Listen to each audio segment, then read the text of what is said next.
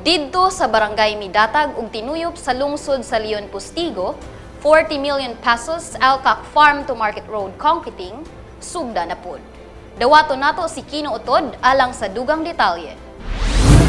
Sugdan na po dinhi sa barangay Tinuyop ug didto sa barangay Midatag, lungsod sa Leon B. Postigo ang 40 milyones nga Alcac Road concreting project. Sugda na pod dito sa barangay Midatag og Tinuyop sa lungsod sa Leon B. Postigo ang 40 milyones nga kantidad nga lain Alcac Farm to Market Road concreting project. Ang pundo ni ini nagagikan sa National Task Force to End Local Communist Armed Conflict NTF-Alcac, pinaagi sa Local Government Support Fund Support to Barangay Development Program LGSF-SBDP ug kini iimplementar pinaagi sa probinsyal nga kagamhanan. Gipangunahan ni Governor Roberto Uy uban nilang DILG Provincial Director Oliver Ombus ug Mayor Aida Ros Hambali ang groundbreaking ceremony gipahigayon ni adtong Setyembre City ning tuiga didto sa nasangpit nga mga barangay. Lakip sa maong 40 milyones nga proyekto ang pag-abri og pangkonkrito sa 880 metros nga dalan didto sa barangay Midatag, ingon man ang pagbutang sa slope protection og mga tamborong sa pipila ka parte niini. Samtang maglangkob sad kini ang pagkonkrito sa 1984 metros nga dalan sa barangay Tinuyop, Sitio Balik-Balik, Sitio Kasong, Sitio Lilik Road Selection.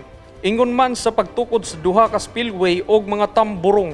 Nagpasalamat niini si Barangay Chairman Reynaldo Baldecantos sa Midatag tungod kay matod pa niya. Importante kining farm to market road ilabi na kung panahon sa ting ulan og ting abot sa humay og mais. Dili na sila magkalisod sa paghakot sa ilang produkto. Nakita dito sa mga barangay development plan nga priority gyud kayo sa tanang mga tao. During peace meeting, mao gayon ang farm to market road. Tungod kay lisod kayo sa panahon nga tingulan, panahon sa ting abot sa atong mais o humay, ang mga kabayo kargahan sige katumba. Ang mga tao maglugdo bisan guba ng tuhod gatulo-tulo ng baho sa iyong lawas. So sa pagkakaroon naningkamot me o dako na mo pagpasalamat nga nakita na yun sa atong national government nga gigawon nato sa atong provincial government nga sila may implementar nining mga project. Munang karon sa pagkakaroon ako na pagpasalamat, unang ipa-implementar sa 20 milyones nga farm to market road sa duha ka barangay Midatag o Tinuyop atong pakpakan atong national government. Matudpod ni Barangay Chairman Johnny De La Cruz sa Tinuyop nga mauna kini ang katumanan sa ilang gipangandoy. Ang pagpasalamat sa tanan ninyong pakigtambayayong sa mga barangay opisyal. Muna giingon laganihan na dili nato makasuot, dili matawa ang atong gipangandoy kung wala gid moy tabang nagihimo, no? Atong nakita ang ato ang DILG sa mga pakibot nga di nangikamo yun sa pag-ayo.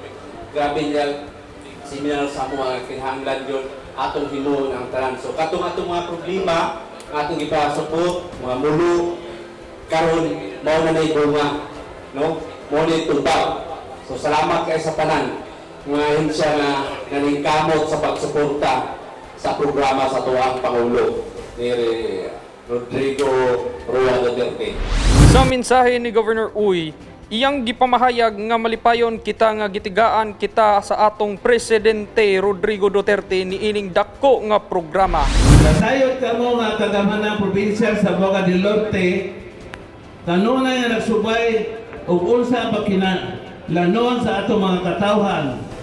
Busa salit kamo sa tanang panahon, kita maghatag kaninyo mga project sa iyong mapahimuslan hantod pa sa maabot nga henerasyon. Busa karon malipayon kay ta nga gitagaan ta sa atong pinalanggang presidente ug dako kay mga programa nga diri sa Leon Postigo kantidad og 40 milyon para pagsimito sa iyong mga kalsada. Pakpakan nato atong presidente. Wala pa ba presidente ni hatag natong project yang nakadaka? Sa ato pa naglantaw yun siya nga nalingkamot yun siya, nagampo yun siya, na gusto siya ang mga tao dili na magrebelde. Ang maong kalihukan giduyugan usab ni OIC Chief LGMED LGO07 Jose Ruel Trabanos og ubang mga opisyales sa pipilang ahensya sa gobyerno. Lieutenant Colonel Philvin Noche, Commanding Officer sa 44th Infantry Battalion sa Philippine Army, ingon man sa mga personahe sa kapulisan. Provincial Engineer Alfonso Gori Jr., PDRRMO Head Christopher Sosa, og Area Engineer Manuel Lito Tambulero. Gikan dinhi sa Barangay Tinuyop, lungsod sa Leon B. Postigo. Kinutod, alang sa Zamboanga del Norte Provincial News Network, ang dapig sa kamatuoran, duyog sa kalambuan. Magpabiling updated sa mga pinakaulahing kalambuan ning atong probinsya. I-like ug i-follow ang among Facebook page ug mag-subscribe sa among YouTube channel. Kini si Regine Cabilin alang sa Zamboanga del Norte Provincial News Network.